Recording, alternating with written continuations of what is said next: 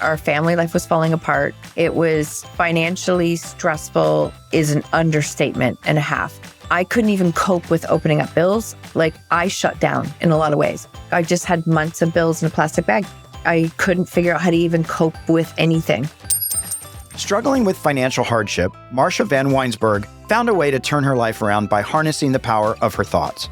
Her journey to heal her financial woes took her on an unexpected path, but ultimately led her to a place of hope and inspiration. And the lessons she learned along the way could help others do the same. Marsha Vanwynsberghe is a highly sought-after NLP storyteller and coach, specializing in helping individuals rewrite their money stories and overcome limiting beliefs. With a passion for guiding others towards achieving their financial goals, Marsha shares her expertise in neuro-linguistic programming and the power of the subconscious mind to transform one's perspective and beliefs on money. I'm Bob Wheeler, and this is Money You Should Ask. This podcast, our books, online courses, and newsletter all focus on awakening your money mindset. Our mission is to normalize conversations around personal finance so we can better understand why we do what we do when it comes to money.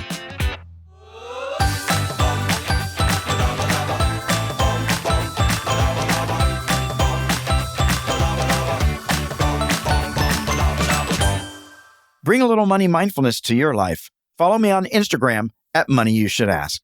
Okay, so let's jump right into my conversation with Marsha. Marsha, it's so great to have you on the show. It's been a while. I know we've been trying to coordinate, so I'm super excited to have you here today. I am thrilled to be here. Thank you for having me, Bob. Yes, so I have all these questions, but I want to jump to what really struck me the most and why I was a little bit excited. You're an NLP storyteller. Mm-hmm. A lot of people may not be familiar with NLP.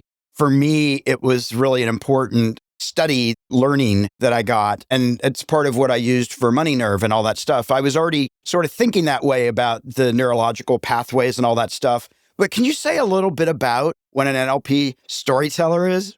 Yes. So first off, NLP is neuro-linguistic programming, and it is really looking at and understanding like the power of your thoughts, the power of your subconscious mind, and how you really see the world. Because some people will look at one situation, some will see possibility, and some will see hopelessness. It really is looking at how our mind works and understanding the difference between the conscious and the subconscious mind. And this was one of the biggest things for me that drew me to the work, is the fact that our conscious mind is responsible for 1% to 5% of what we are thinking and feeling. Right. So that is like the goal setter. So, the person who's always setting the vision boards, and they're doing that with their conscious mind. But the subconscious mind is 95+% of who we are.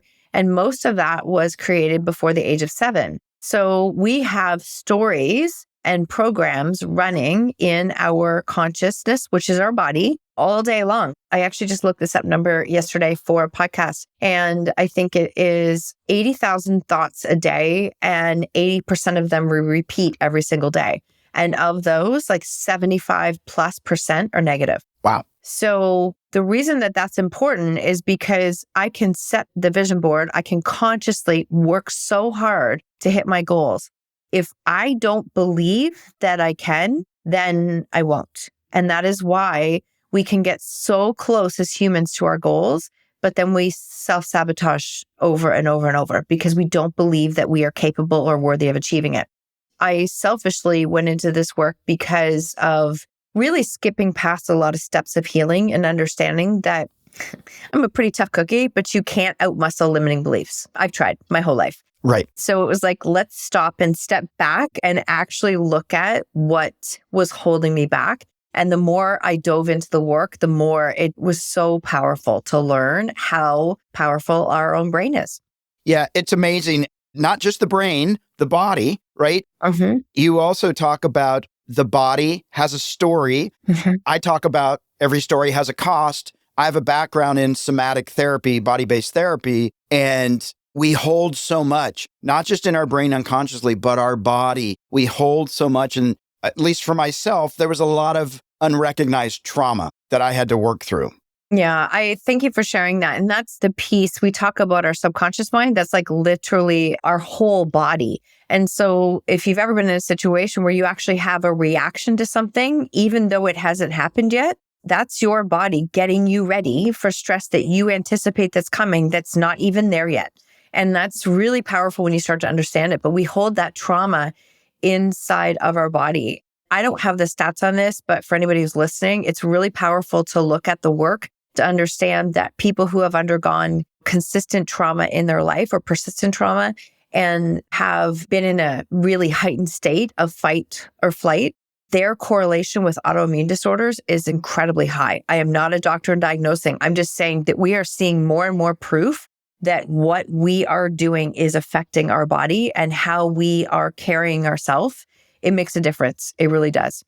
Yeah, absolutely. And I just want to say about fight or flight.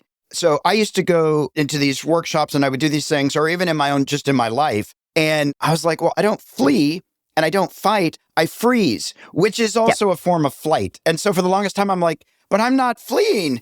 I'm frozen. So just for those out there that are like me going, well, I'm not fleeing. You're fleeing your body in a way, but it is part of the flight. And for a long time, it confused me because I was like, no, I'm here. I'm just... It really is such a great point because you're right. People might look at it and say, but I don't flight. Like I don't have the flight and I don't fight. Whatever your reaction is, it's really interesting to start to ask yourself, like, how much energy am I spending in this process that's not creating change? And I think, like, for me, I recognize the power of NLP because I was a good fighter.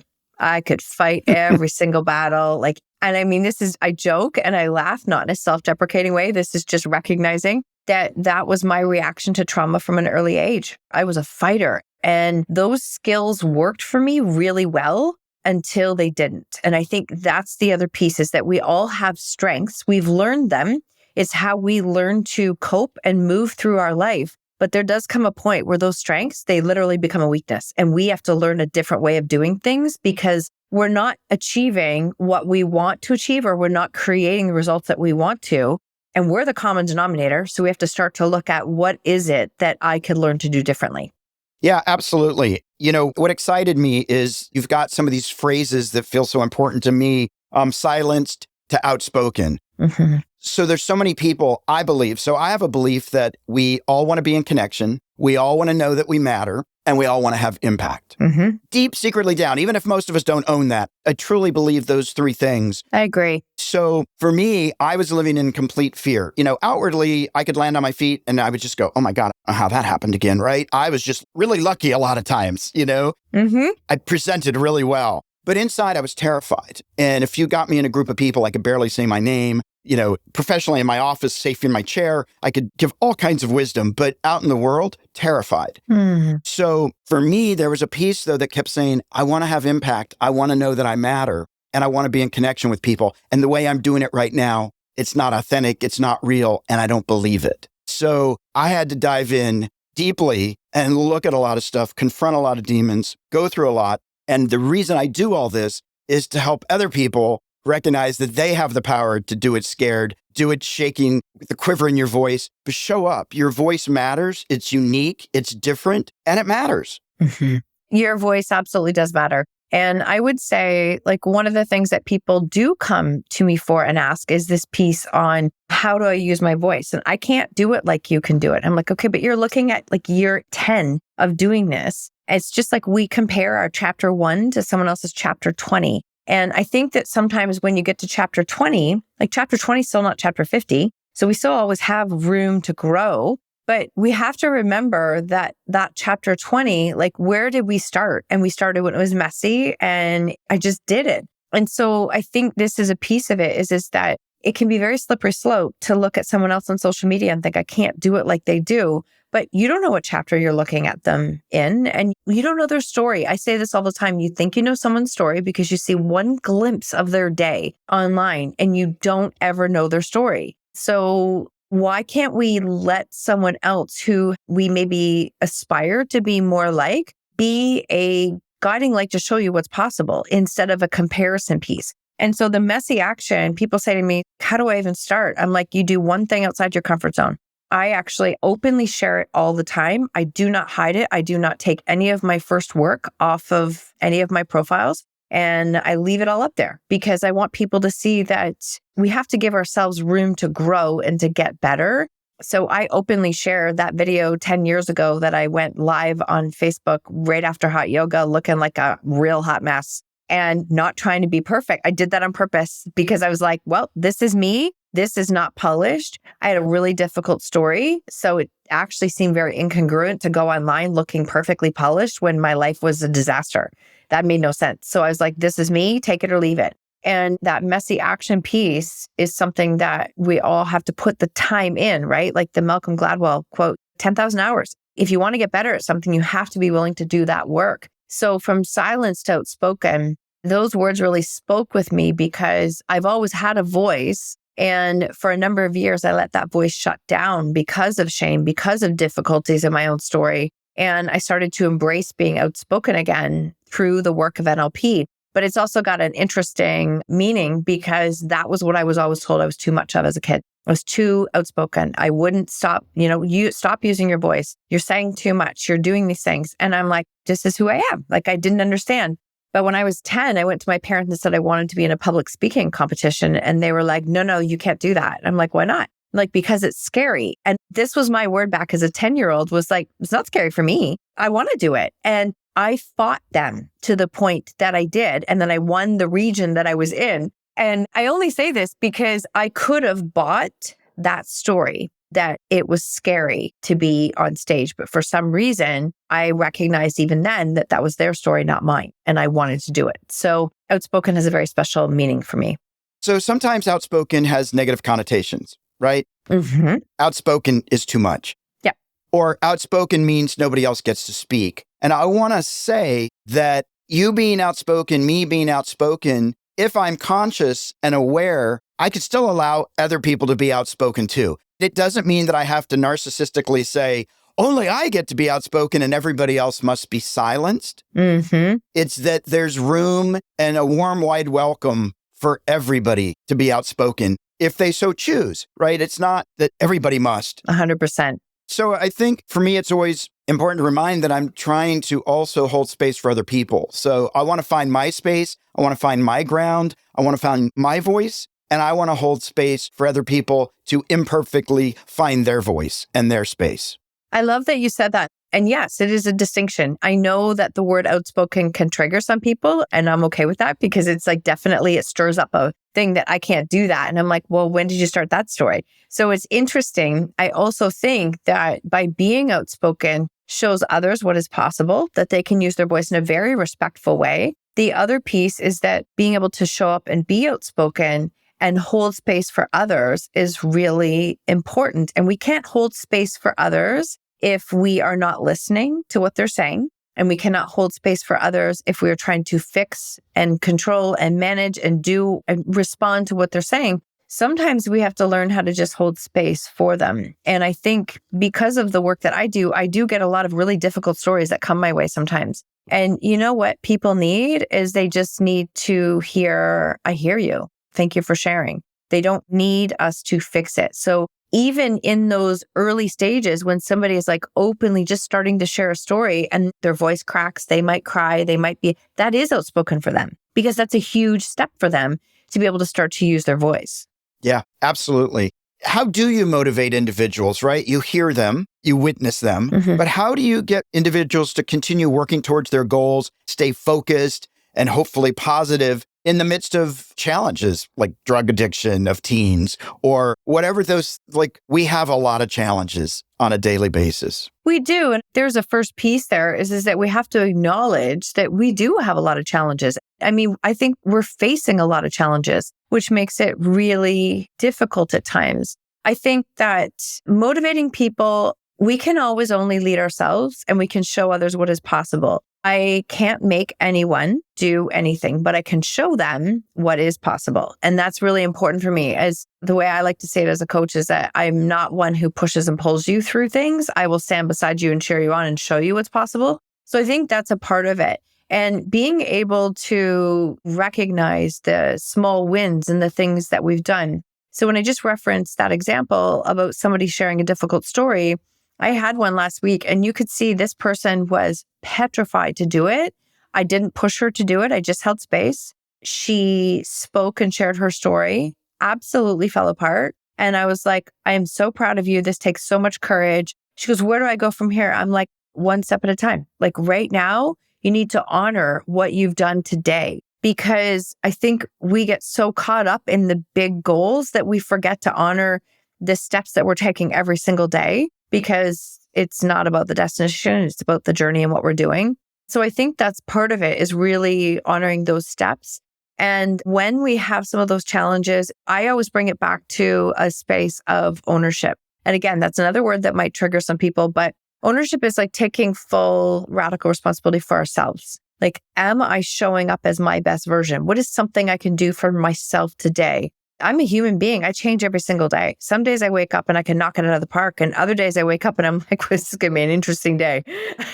I could literally do everything the same. Yeah. So we have to honor where our bodies are at, where our minds are at, where our capacity is at, and have that compassion and grace within ourselves, especially when we're here stepping up to do what I call, it's challenging work. It's not easy work.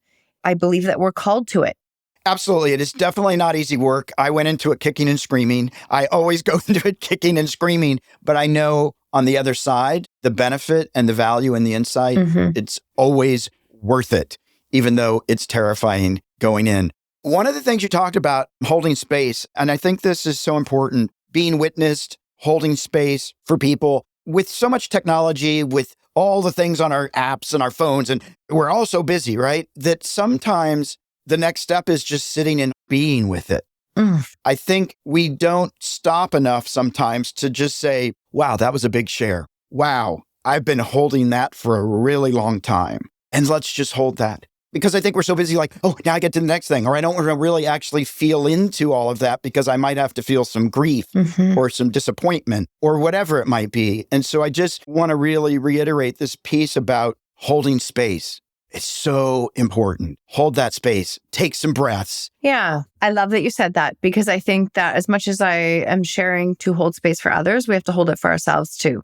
And we have to give ourselves that grace. Our devices, like, we are literally the most connected, disconnected society ever. So we have to be very mindful. I believe that it's important for each of us to go inward and recognize, like, where's my energy going? Because where are those leaks? We have leaks all day long. And the phone is it's a slippery slope. It's a tool. You can use the tool or it uses you. I say that with love, because many people are being controlled by their phone at all times. It's a tool that's using you. So how can you use it? And recognizing your energy and what your thoughts are and how you're responding. That might mean, like, I have real set timers on my phone. I never have notifications on. And I do not follow an account that does not make me feel good. I'm sorry. That's just really important for me. I think that people go, well, shouldn't, you're living in a little box. No, I just recognize my energy. And if I don't resonate with the values of somebody that I'm following, and it's a shiny penny, then I'm like, no, I'm really clear on where my energy goes, because that energy is finite. We only have so much every day. And if you're looking to create change in your life and you have nothing left, then that comes back to responsibility. Where are my leaks so that I can, fill my cup first so that I can go after what I'm here to do? Yeah, absolutely. What came up for me is be aware of shiny pennies and objects. They can be tricks. There's a lot of them. Shiny objects can be a lot of distractions. We're talking about mindset. We're talking about mental programming and stuff. If we take it to money and make it personal, like, I still sometimes struggle with money issues, right? It's forever. But can you tell me about a time where you've personally struggled with money and how you overcame that, or how you continue to overcome it? Yes. And I am always real and honest. So I'm going to share with you that there was a time when we were in a space of dealing with teen substance abuse for a number of years. Our family life was falling apart. It was financially stressful, is an understatement and a half. I couldn't even cope with opening up bills. Like, I shut down in a lot of ways, to the point that I even had months of bills in a plastic bag. I couldn't figure out how to even cope with anything.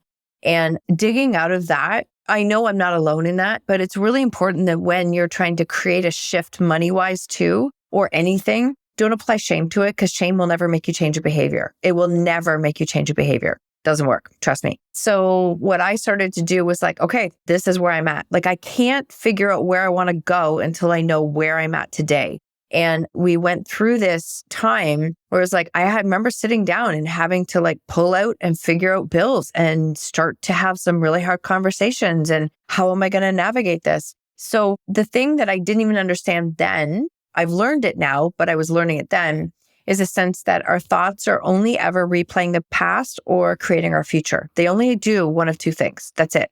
Even when it comes to money, I could have sat in the space of being such a failure. Like, who am I to? All of those things, they come down to worthiness and pieces. And it was like, this is not my reality. This is where I am now, but this is not what I'm creating. So I started writing little things where I would write on my bills, like, thank you for a zero balance in my bills. If I could pay $10 on a bill, thank you for a decreasing balance in my bills. And I recognized I would write it out. I would be like so thankful that if I had $100 in my account, I used to look at it and go like, you only have $100. How are you going to do this? Instead, it would be like, I have $100, but I just paid $3,000 worth of bills. Like, look at all the things that I did cover and did do. And looking for proof of where I was becoming more and more responsible. And the other thing that I did, and I still do on a regular basis, is I practiced scripting. I started scripting long before I even knew what subconscious reprogramming was. It's not an affirmation. Scripting is writing it out as though it's already done. So, it is May 30th and all my taxes are done. I'm so proud of myself for having this organized. I speak it into existence. I would read it every day. I would talk about money. And this is, I think, the really interesting thing, and it's important. I'm going to tie it back to the very beginning when we started. Don't just write about the money and the dollars that you want. You have to evoke an emotion if you want to create a change. So I would sit in a space, write it down and feel it, that I am so proud for what I have done. I'm so proud that I've paid my bills every week. I'm so proud that I've sat down and done this. And then you evoke emotion. So I rewrite that script about every 3 months. I'm working it towards certain goals. And it's amazing how accurate it has been. Yeah, that's awesome. And I appreciate you giving the practicality and specifics of scripting so that if somebody listening, instead of going, oh, I think I know what they mean. Yeah, you know what she means. Yeah, it's powerful. It is super powerful. I'm wondering if in this transition period, I've got a pile of bills, they're in a plastic bag, to grateful. Mm-hmm. And I'm all about gratitude. It's sometimes for people hard to get to gratitude. Mm-hmm. It feels impossible. So I like to create hiccups in my thinking, right? I like to interrupt my thought process so that if I'm broke, it'll never stop, catch it. Okay, in the past, I've not been able to pay my bills and I'm working towards something different, right? And trying to bridge into a new future. And I'm wondering your thoughts about interrupting patterns or hiccups that I like to call them in this shift, because we don't get there overnight, right? We may go forward 3 steps and go back 2. And you will go forward 2 steps, back 3, over and over and over. I often say that as we create these changes in mindset, like in the beginning, things would take me out of the knees and I'd be out for a week. Now it's like a trip over a speed bump. It's like, oh, okay, get my thoughts back on track. I believe that we have to become master pattern interrupters, like a ninja. That's how I say it. You have to catch yourself. The faster you can catch yourself, honestly, the faster you're going to redirect yourself. And you're not lying to yourself. It's just you're choosing what you see. Because again, we can have the same situation. What glasses I choose, what filter I choose to see it is going to dictate what I see. So it's very important. There was no point, I'm not even going to lie, that point there from bills in a bag to being grateful was not overnight. And it still has its moments, right? All of a sudden up pops a $2,000 bill that was not planned. And it's like, okay, what can we do with this? What can we do with this? It's practice, but I definitely think it is redirecting, like having that master pattern interrupter, and then rewrite the sentence in the moment. Find something that evokes emotion for you that rewrites it. So one of the things I used to say all the time is that the universe surprises me. I am surrounded by possibilities and opportunities that come my way every single day. Like every single day, opportunities come my way. And it was amazing that it would allow me to focus on all of a sudden, wait, there came $5,000 that I was not expecting on. I'm just being super honest. We had a moment today. My husband started a new job last year. And he was 4 weeks behind what would have been the date for profit sharing. But he's worked as like a dog. He's done all these things. And so he messaged me this morning to tell me what he was going to get bonus wise. But it was like substantially less than what would have been had he started 4 weeks earlier.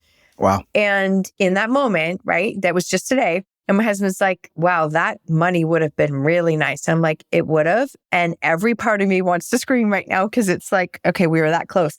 I said, you know what? We are getting this. I'm grateful for that. And because that dollar was thrown out there, it's available in the universe for us. It's available. So we're just going to keep going and we're grateful for what we have. Right. So redirecting patterns in the minute, in the exact moment, can really help you to see it differently. So I couldn't agree with you more. Yeah. And, that sort of ties into, I believe it's the name of your podcast, Own Your Choices, Own Your Life. Yeah. When we don't make a choice, we've made a choice. Always. We're deciding by not deciding. And so for me, one of the things that I really encourage people to do, and I hold myself to this, is to really be intentional in what I say and to be very conscious of what I say. So that if I can hear my story of like, oh my God, my life is so sad and I've had to do it all. Well, stop. Let's get a different story. That I want one that's uplifting and a little more fun, right? But it's so important in my mind that we get conscious of what we've been saying so that we can then have the ability to change it and to be intentional in how I spend, intentional how I show up in the world. Like I work and strive to be very intentional. I think that's actually a very important piece. And I would say that the intentionality is for everything in our day and how we choose to show up. I think that is incredibly important. And when it comes to it, it's like, there have been times where my husband will say, we can't afford that. And I'm like, you know what? I don't want to speak like that. Like, I really don't. Instead, it's like, I don't choose that right now. That's not what I want right now. It's actually not what I want. Sure, maybe I can't afford to do what this is, but I don't even want that. Like, it's interesting, right? Yeah. Like, we could look at it and go, I can't afford the $2 million house. I don't even want it. So it's like, why am I doing that to myself? The other piece that I want to share that you just prompted with me, and it's been a very valuable tool. I've used it and I use it whenever my mindset gets off money-wise. Right back to the day of the plastic bag, I wrote a letter to money and I wrote it like it was a friend. I thought that was the silliest thing in the world because I was devouring all these books on abundance and money mindset. And I'm like, what do I have to lose? Like, I obviously don't have it figured out, so I'm going to try it. And I sat down to write this letter and I wrote it like it was a friend. And I'll tell you something, that emotionally brought up a lot. It ended up being a 5 or 6 page letter. And it was like, you know what? I actually haven't treated you very well. I'm going to admit that I have not treated you very well, but I am willing to have a relationship with you and I will respect you because money is energy. It's not fluffy, but it is energy. And I think it's important. We have to be in a space as humans, as entrepreneurs, that we feel safe. A mentor said this to me. We have to feel safe regardless of where we are. I don't think we're defined by the times that we're winning. I think we're defined by the times that we're not technically. So it's really important. Can you feel safe when you're having a low month, when you're not having the same sales that you were having?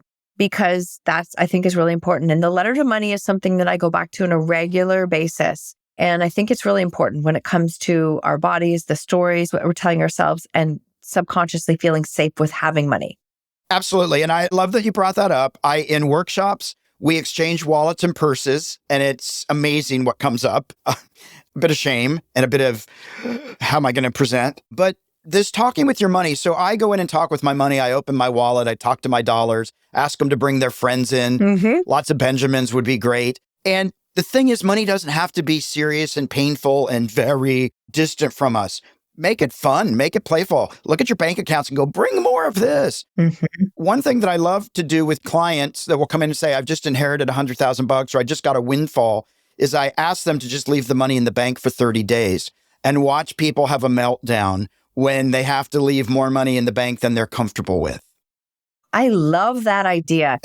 I heard somebody say, like, imagine that you won $100,000 and you took that check to the bank and the bank said, we have to put a 10-day hold on it, even though it's like it's active and it's real.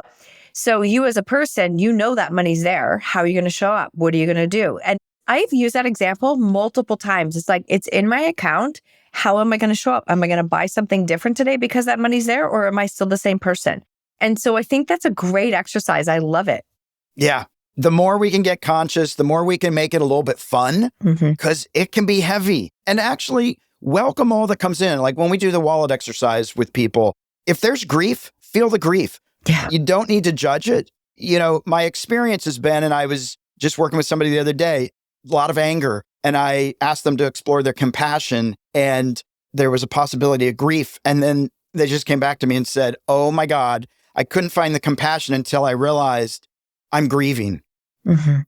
There's so much out there. It's okay. Like, welcome it, bring it in, love it, don't judge it, and just be with it. Give it space. It's a journey. Yeah, there's a lot of power in what you're saying with emotions. And I think that as a society, we have stopped feeling those emotions. Like, we work to push them down and keep going. And I think that there's enough of us that there's proof that doesn't work. Like, it doesn't work to not feel. We're meant to feel. We're meant to feel those emotions, and emotions are like literally energy in motion. They're meant to move through you. You're not meant to hold on to them. And if I can take it back to NLP for 1 second, that I think that is a powerful way to understand how we hold on to our stories, our limiting beliefs subconsciously. We hold on to emotions in the order of anger, sadness, fear, shame, guilt, and hurt. So if you feel like, who doesn't hold on to some of those emotions in any context, right? So when you start to be able to strip away some of those limiting beliefs and those stories that are involved with anger, all of a sudden sadness comes up. And then all of a sudden hurt comes up and shame comes up. It's a lot to start to release them, especially if you haven't practiced releasing them on a regular basis. But you have to learn how to change those triggers, those reactions, the stories that are there, because you can't outmuscle a limiting belief. You can't outwork a limiting belief. You can't change a money story without going back to knowing what those roots are of your story. Absolutely. And I want to say to listeners out there, because this used to be me, I would say that's true for everybody but me. It's true for everybody. It is. Including those of you that are saying, except me. No, including you. Including you. All of us. Wow. Well, Marsha, we are at the Fast Five, so we're going to shift the energy a little bit. You know, I love this stuff, so I'm very passionate about these conversations because they're so important, and I'm so grateful for all the people that were little angels that guided me and believed in me when I didn't. So, yeah, I could talk hours for about this stuff, but we're at the Fast Five, and the Fast Five is brought to you by the Money Nerve. If you would like to test your money nerve, go to testyournerve.com for a free quiz on your relationship with money. All right, so we're going to have some fun. Hopefully. Okay. Hopefully they're not too challenging. What's one way that you relieve stress after a long day? I take my dog out for a walk. I am like a mover. I like to move, or I will sit down with a comedy, or I cook. I actually like cooking. Oh, awesome. And then you get a tangible reward. I like that. I do. I'm a bit of a geek for healthy food cooking. I am. Yeah, that's awesome.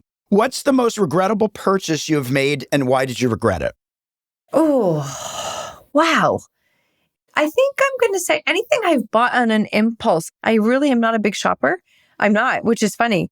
I remember buying a dress once that I felt almost like I needed it for a function, and I didn't like it. It didn't fit me right. And I was so tired of looking for something else. I brought it home, put it on, hated it, couldn't return it.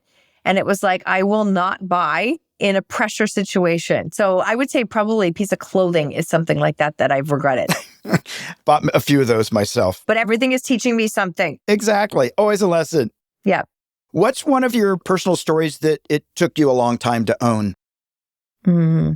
That I, as a parent who dealt with teen substance abuse, that I did not fail as a mother, and that I could take responsibility for my role in how it all unfolded, and that I could do something good for others, which actually ended up being for myself and our family at the same time, by learning to use my voice and share it.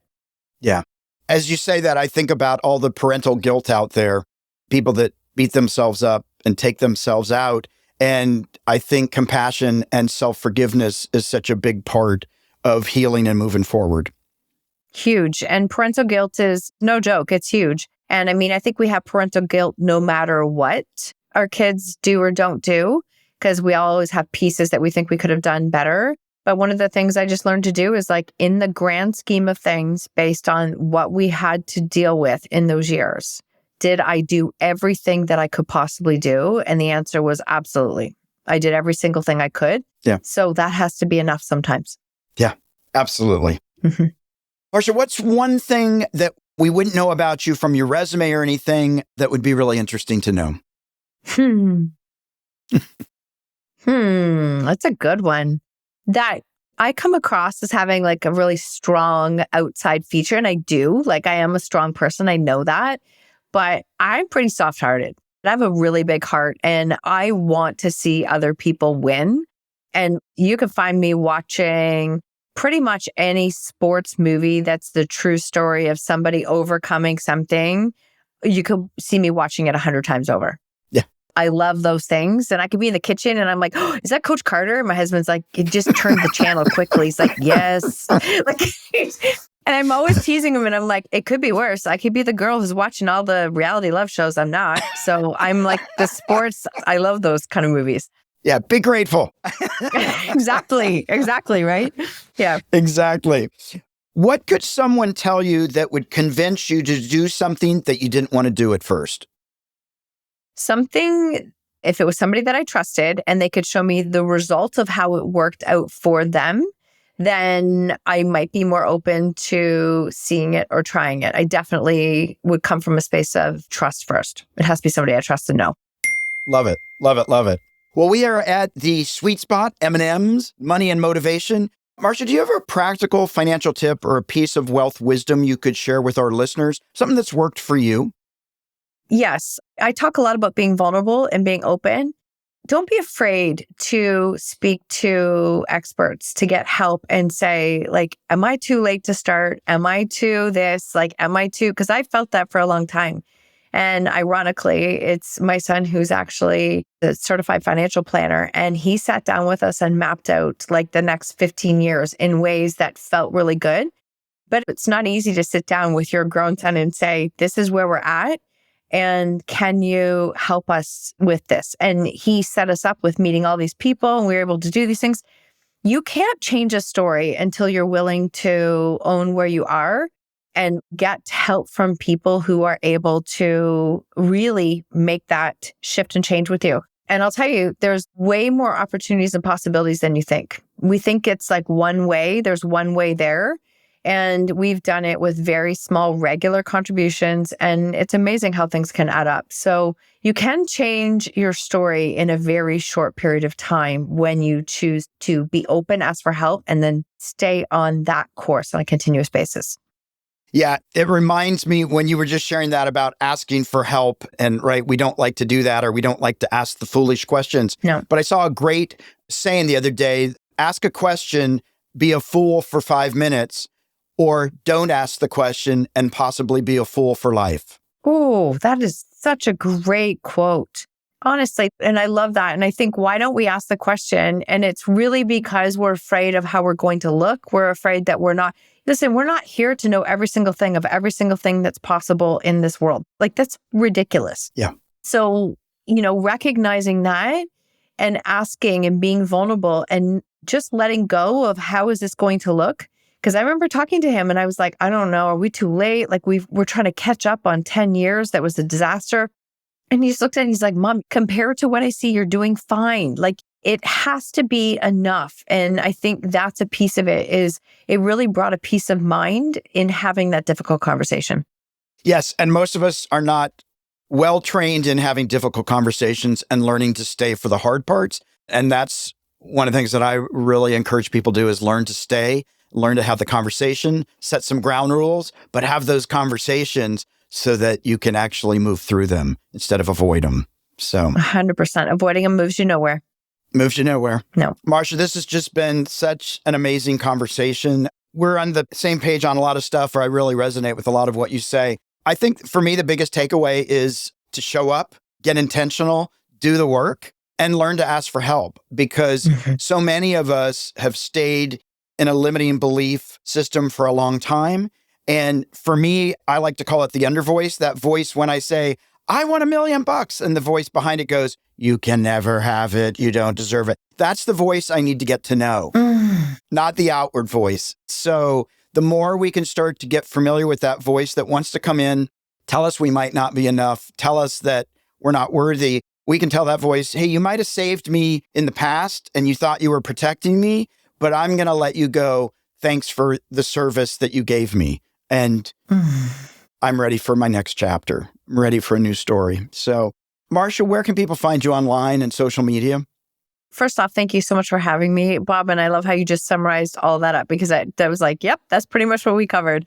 And I'm grateful to be here. I am, because you allowed me to step into the money aspect of like rewriting a story. And compared to where we were 8 years ago, it's night and day. Is it perfect? No, but we definitely have a much better relationship with money than we ever did. So I appreciate having this conversation with you. You can find me anywhere. If you start typing on Google, Marsha Vanwynsberghe, it's me. Like, that's the nice thing about having my long last name. That's my website. That's my social media. It's everywhere there. And then my podcast is called Own Your Choices, Own Your Life. And we are into episode like 550-ish right now. So it's been beautiful, grateful experience. But yeah, that's where you can find me. Anywhere to make it super easy for you. Awesome. Well, we will share that in the show notes and all that stuff. I so appreciate you coming on, sharing your wisdom, your perspective. Folks out there listening, you got this. You are not alone. You can do it. Show up, have some impact, and let your voice be heard. Thank you so much. Thank you so much for having me. Hey there, Money Master. I hope you enjoyed this episode. Did you learn some valuable insights around your relationship with money? Our guests shared some of their financial epiphanies. You might have experienced one too. Don't just sit there with that aha moment. Share it with us and the world by leaving a review on Apple Podcasts or your favorite podcast platform. Or leave a comment on one of our socials at Money You Should Ask. Let's spread the word and help others explore their financial health too. But that's not all. Do you want to live in abundance and build wealth that can sustain you and your family for generations to come? It only takes one thing: the willingness to change the way you think about your money. It's time to test your money nerve and discover what's been holding you back from financial freedom. Take the free quiz now at themoneynerve.com and begin your journey towards a prosperous future.